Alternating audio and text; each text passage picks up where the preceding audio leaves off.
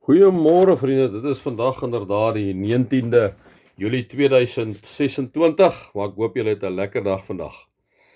Vriende, miskien net so die een en ander, die 15 Augustus kom tree Lise Beekman saam met Babette Viljoen by ons op. Dit kos so R250 'n kaartjie.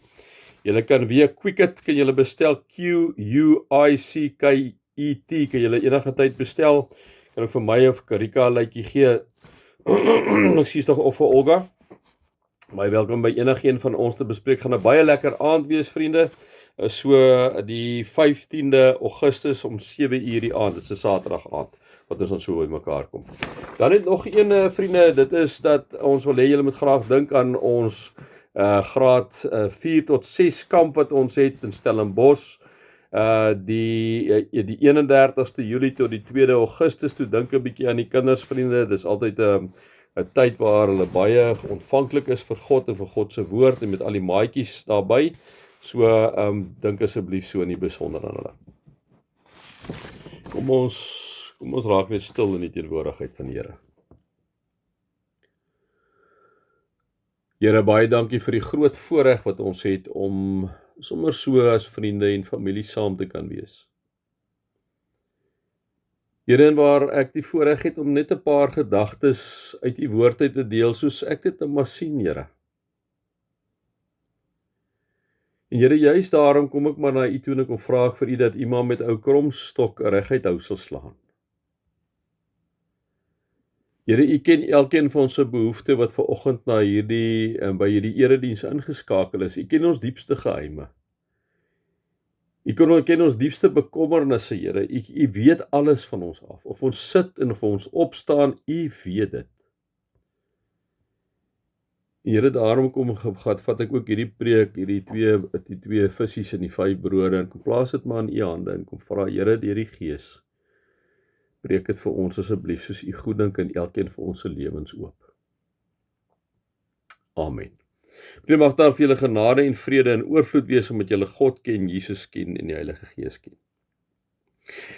Vriende, my tema wat ek vandag wil gebruik is God werk agter die skerms. God werk agter die skerms. En ek gaan nou met 'n baie bekende verhaal, eintlik 'n liefdesverhaal met julle kom deel vanoggend wat julle baie ken, baie goed ken. Ek gaan nou nie al die kontekste vir julle gee nie, ek het so 'n bietjie ander aanslag vanoggend.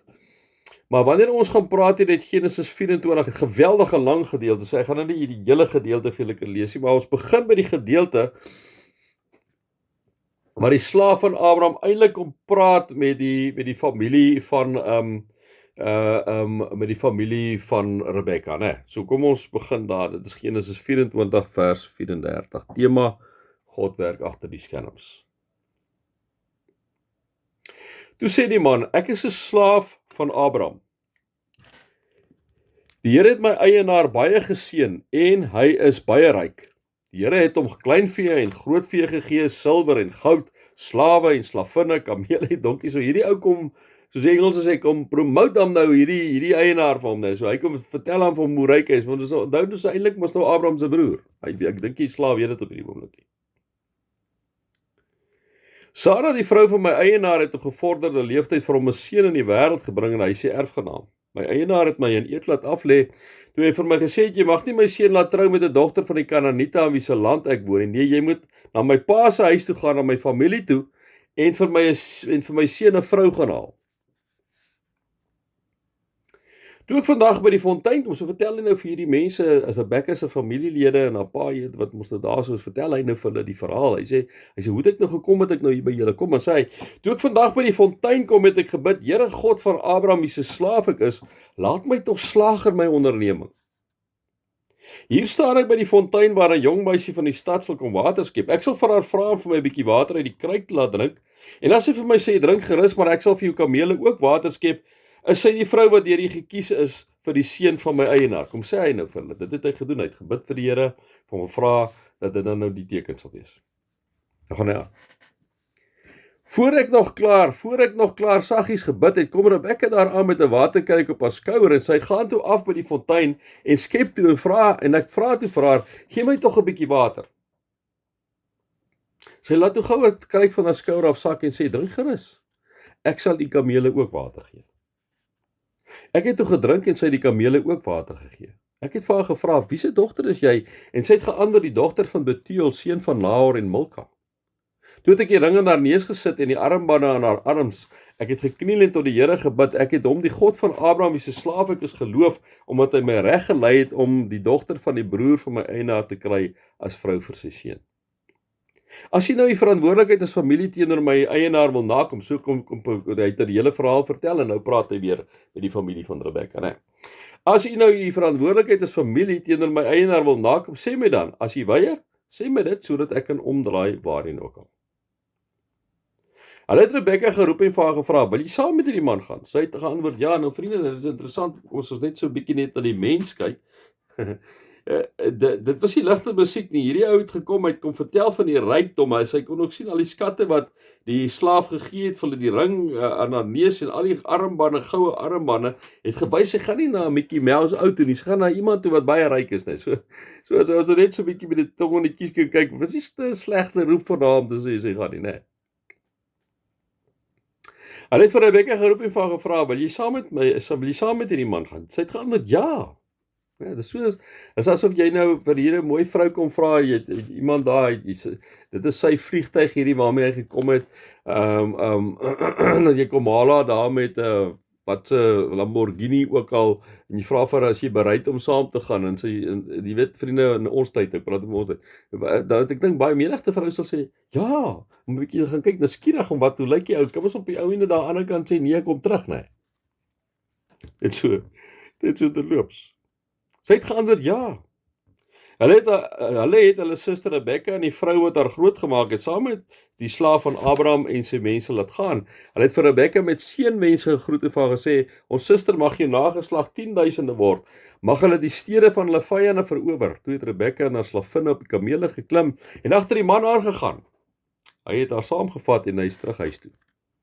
Isak het van Gaai Rooifontein af gekom, hy het destyds in die Suidland gewoon. Hy het hierdie aandse kant in die veld gaan stap, toe sien hy met eens kamele aankom. Rebekka het vir Isak gesien en van die kameel afgespring, en vir Abraham se slaaf gevra, wie is die man wat daar oorkant in die veld na ons toe aankom? Ek neem aan, dit was nogal, Isak moes nogal aantreklik gewees het, dis wat ek nou aflei is, sy van die kameel afgespring het. He. Die slaaf het geantwoord, dis my eienaar. Toe vat sy haar sluier en trek dit oor haar gesig. Die slaaf het vir Isak alles vertel wat gebeur het, en Isak het vir Rebekka in die tent van Sara sy ma laat woon met Rebekka getrou. Sy was sy vrou en hy het haar lief gehad, soos Isak vertroos na sy ma se dood. Vriende, die flikker, hy het gee die professor vir 'n jong student die volgende liefdesformule. Maar die student het na hom toe gekom en gesê, maar prof, hoe weet 'n mens dat jy lief is vir iemand, het hy gesê. En die professor het vir hom gesê, hoor hierso, weet jy hoe weet jy verlief is op iemand? Dit is wanneer jy aan niks anders kan dink as net aan daai persoon. Nou as ons luister wat die professor gesê het, moet ons vir mekaar kom sê, dit is meer 'n verliefdheidsformule as 'n liefdesformule, want 'n liefdesformule weet ek, en jy wat ouer getroud is, vra so 'n bietjie meer, dit vra commitment, vra vriendskap, bereid is om die skottelgoed te was, ensovoorts.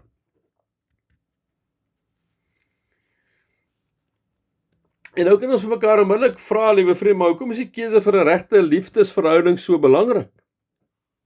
En in die konteks van hierdie verhaal moet ons sê, ons kan nou 'n klomp ander antwoorde gee, maar in die konteks van hierdie verhaal moet ons vir mekaar sê, want dit gee jou 'n rede om te lewe, want onthou, liewe vriend, Isak se ma is oorlede en hy was verwoes. Daar is twee aangrypende stories, liewe vriende, om hierdie rede om te lewe te illustreer. Die een is natuurlik ons verhaal in die Bybel en die ander een is 'n ware verhaal. In Oktober het 'n leraar by sy nuwe gemeente in Brooklyn, New York, VSA aangekom. Die kerkgebou was gehavend gewees, die dak op daai stadium het gelek, die verf het oral afgedop, en die predikant en sy vrou het in die werk gespring om hierdie kerkgebou reg te maak. En nie lank daarna nie het dinge egter vererger toe daar 'n ewige storm oor Brooklyn losgebars het, en toe die predikant gaan ondersoek instel, toe sien hy daar's 'n gat in die muur, 'n eislike gat in die muur. Al hulle werk was pure vernietig, die Kersdiens was om die draai gewees, en hy het verslaat rustig gestap huis toe om sy vrou dit wil vertel. Terwyl hy terug stap huis toe, Toe stap hy by hierdie vlooimark verby, en terwyl hy by die vlooimark verbystap, word sy aandag onmiddellik getrek deur hierdie groot tafeldoek, maar wat hom trek is toe die kruis wat op hierdie groot tafeldoek geborduur is. En hy het onmiddellik die oplossing gesien, ingegaan en hy het hierdie groot tafeldoek gekoop, en na by die kerk sien hy toe 'n vrou wat op haar bus wag, want sy het haar bus verpas, en hy sê toe vir 'n man, kom sit so lank in die kerk totdat jou volgende bus kom. Die tafeldoek het perfek by die gat gepas. Dominee was baie opgewonde geweest. En toe vra die vrou vir hom, sy vra, Dominee, is daar nie miskien in die regterhoek van daardie tafeldoek voorletters EBG geborduur? En so wrint hy waar toe hy gaan kyk, ja, daar is die voorletters EBG geborduur, en hy het verbaas daar gekyk en vir haar gesê, maar hoe het sy dit geweet, en te vertel sy my volgende storie. Sy sê, gedurende die Tweede Wêreldoorlog het ek en my man in Oostenryk gebly, en sy sê, ek het toe hierdie tafeldoek het ek klaargemaak, en toe die nasies ons in hegtenis geneem het, is ons na afsonderlike konsentrasiekampe toe gestuur, en ek het my man nooit weer gesien het. Die leraar wou onmiddellik die tafeldoek vir haar kom gee, en vir haar sê, maar sy kan dit huis toe vat, maar sy het toe gesê, nee, hy kan dit hou, en hy het haar toe later by huis gaan aflei. Kersdag het aangebreek, was 'n groot okasie gewees, kerk was gepak gewees, wonderlike diens gewees, en na die tyd het hy en sy vrou gaan staan by die deur en almal gegroet, maar het 'n bejaarde man agtergebly. En die man het bly staan aan die tafeldoek, en hy wou by die leraar weet waar hy dit gekry het, want hy lyk presies soos die tafeldoek wat hy en sy vrou tydens die oorlogsjare in Oostenryk vir hom gemaak het. Hy vertel toe verder dat hy en sy vrou die nasies na verskeie konsentrasiekampe toe gestuur, selfs as dat die vrou vir die dominee vertel het, en dat hy hulle nooit mekaar weer gesien het. Die dominee vat toe die man net daar, laai hom in sy kar, vat hom na sy vrou toe, en toe hy dat die deur klop, was hy getuie gewees van een van die aangrypendste tonele wat hy nog ooit in sy loopbaan gesien het. En op daardie stadium het die dominee besef hoe groot en hoe kreatief God in sy liefde is, en dat hy 'n tafeldoek kon gebruik om twee mense weer by mekaar te bring. Liewe vriende, ons moet vir mekaar vanoggend kom sê, hierdie is 'n eenvoudige verhaal, maar soos daar 'n klomp verhale in die Bybel waar dit uitspeel, en ook in ons lewens waar dit uitspeel, niks gebeur toevallig nie. Niks gebeur toevallig nie. Die Here het 'n plan met ons, en liewe vriende, hy het kreatiewe planne in hierdie wêreld, selfs moet hy 'n tafeldoek gebruik om hom dit te help uitwerk. Hy kom sê vir ons in Matteus 10 vers 30, van julle is selfs die hare op julle kop almal getel, moet dan nie bang wees nie, julle is meer werd as baie mossies. 2 Kronieke 16:9, die Here het sy oë oral op die aarde, sodat hy die kan help wat met hulle hele hart op die Here vertrou. Vriende, wanneer ek en jy op die Here vertrou, wanneer ons na die Here toe gaan en vir hom sê, Here, ons sit met hierdie probleem, Here, ons sit met hierdie iets waarmee ons sukkel, vriende, die Here sal jou kom help daarmee. Die tweede storie illustreer basies hierdie punt, liewe vriende, wat ons gelees het in Genesis 24. Want nêrens word so 'n storie so omvattend beskryf as juis hierdie verhaal van Rebekka nie. En ons sien met 'n opset word hierdie verhaal van Rebekka in soveel detail beskryf, want dit kom sê eintlik vir ons, liewe vriende, vir hoe speel God 'n rol in alles. Daarom is Isak en Rebekka se liefdesverhaal so 'n lekker verhaal, liewe vriende. Isak was stikkend, Isak was verwoes na sy ma se dood. Hy kon geen vooruitsig gehad het nie, volgens die verhaal. Maar Abraham het geweet die beste medikasie vir hom gaan wees vir hierdie gebroke hart, is dat hy sy slaaf moet Haran toe stuur. Mission Impossible, vind vir Isak 'n vrou, hy het geweet dit is die ding. Die plek, die populêre uittaalplek van die dorp se meisies, die watergat. En toe hy daar aankom, liewe vriende, was die vraag onmiddellik, maar watter een moet hy kies? Al was so baie, watter een moet hy kies? En hierdie slaaf het 'n slim plan gehad, want hy het gesien dis wat in die huis aangaan, en het onmiddellik gaan bid, maar hoe moet hy kies? Hoe moet hy weet watter een? En daarom bid hy, die gebed wat ons net nou gelees het, hy sê, Here God van my Heer Abraham, laat dit asseblief vandag vir my gebeur, en bewys so troue liefde aan my Heer Abraham. Kyk, ek staan by die waterbron, die dogters van die dorp se mans kom uit om water te skep. Mag dit so gebeur, so kom vra 'n teken van die Here. Mag dit so gebeur, dubbelpunt. Die jong meisie vir wie ek sê, hou asseblief jou kruik skuins te kan drink en wat my dan antwoord drink en ook jou kamele sal ek laat drink. Dit is sy wat u bestem het vir u diensknegt vir Isak en daaraan sal ek weet dat u aan my Heer troue liefde bewys het.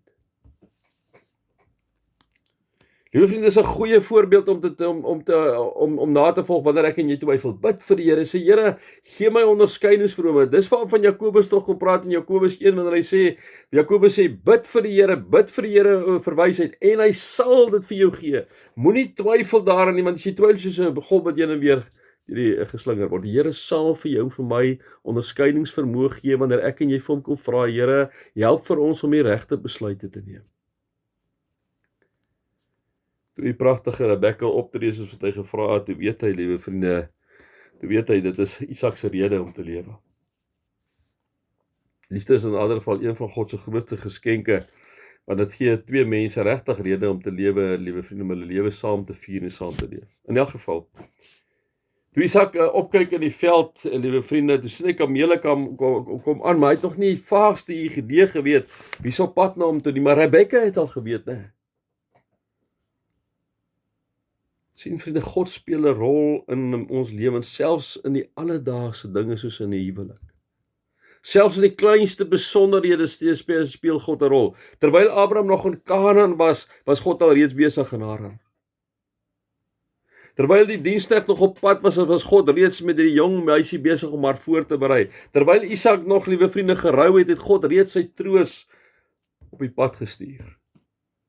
Terwyl ek en jy miskien deur 'n finansiële krisis gang, is God besig met 'n plan vir jou lewe. Terwyl ek en jy nog, liewe vriende, by 'n huidige werk is waar dit nie goed gaan nie, is God al reeds besig om vir jou uit te kyk vir 'n volgende werk. Wanneer ek en jy God vertrou met ons lewe. Soms dink ons dat God ons probleme wegvat, maar vriende, baie keer kom antwoord God vir ons deur mense, deur 'n vriend, deur 'n huweliksmaat, deur 'n gemeente, liewe vriend, iemand om jou hand te kom hou vat. En deur hierdie mense met wie jy omgaan het, kom gee God vir jou wysheid en insig en kom sê God vir jou, want dit is hierdie rigting wat ek wil hê jy moet loop. Kom gee hy vir jou baie keer deur hierdie mense. So het God deur hierdie slaaf gewerk en deur die gebed gewerk en het hy op die ou ende vir Rebekka gekry en Rebekka op die ou ende by Isak uitgekom. Vriende, die toevalligheid is baie groot, maar by God is daar geen toeval nie. Genesis roep ons tot iets groters. Hy kom sê vir ons, wag jy ook miskien vandag op God en jy voel niks gebeur nie. Weet verseker, God is reeds besig, al sien jy dit nog nie. Dit bring ons terug. Ek sê julle altyd na die tapisserie toe terugbring, want dit bly vir my 'n ongelooflike metafoor. Wanneer ek en jy die agterkant van 'n tapisserie kyk, lyk alles die mekaar, dit lyk asof daar niks aangaan nie. Dit lyk asof dit net 'n gemors is aan die agterkant. Die oomblik as ek en jy omdraai, dan's daar 'n patroon aan die voorkant. Liewe vriende, niks is by God toevallig nie. Die Here het 'n plan met jou en my lewe, soos wat hy met Isak gehad het, soos hy met Rebekka gehad het, soos hy met Israel gehad het. En sy kreatiewe planne werk. Hy wil ons help, liewe vriende, sodat alles tot ons beswil sal uitwerk. God is altyd besig om agter die skerms te werk. God is altyd besig om vir jou en vir my te lei. Here, baie dankie dat as ons na hierdie verhaal kyk, 'n ongelooflike verhaal, hoe u die beplanning kom waarneem met jou vriende, Vader, en hoe u eenvoudig gekom het en vir Rebekka voorberei het om saam met die slaaf te gaan, en vir die Here dat die Rebekka bereid was om saam met die slaaf te gaan. Die vreemde in, alles te los. Dit op sigself is 'n wonderwerk. Here, baie dankie daarvoor. Baie dankie dat ons ook in hierdie verhaal kan leer en lees vanoggend, dat u vir ons kom sê, moet jy nie bekommer nie. Ek is besig met jou lewe. Ek werk agter die skerms partykeer. Partykeer lyk dit of sou niks is nie, maar weet ek werk. Here, help my vir ons groot asseblief om dit altyd te glo en te verstaan. Amen.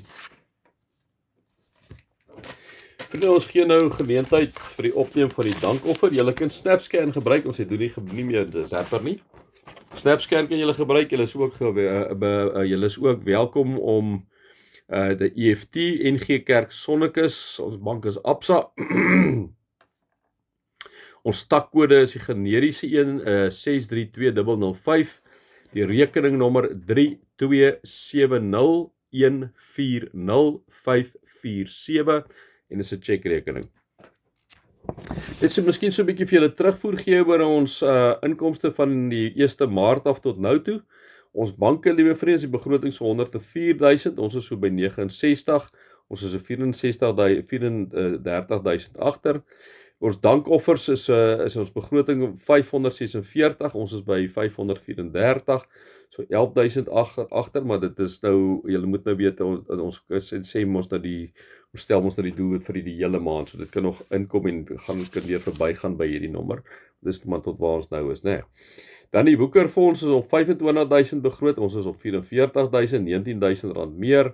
Die bazaar het ons so 146 begroot, ons het so 137 in, so 8.000 onder.